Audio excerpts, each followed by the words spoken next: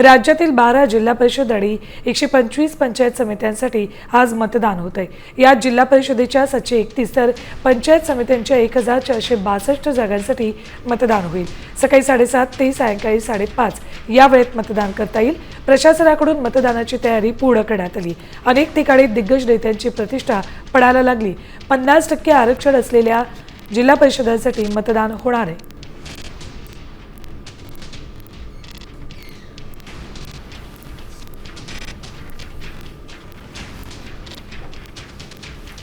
सकाळी 7:30 ते संध्याकाळी 5:30 वाजेपर्यंत मतदान होणार आहे। रायगड, सिंधुदुर्ग, सांगली, रत्नागिरी, पुणे, सातारा कुठल्या जिल्हा परिषदांच्या निवडणुका होतात ते बघा।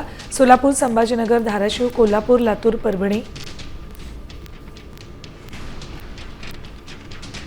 जिल्हा परिषदेच्या 12 आणि पंचायत समितीच्या 125 जागांसाठी जागा ते 731 जिल्हा परिषदेच्या उमेदवार आहेत 2624 तर पंचायत समितीच्या 1462 जागांसाठी 4814 उमेदवार रिंगणात आहेत।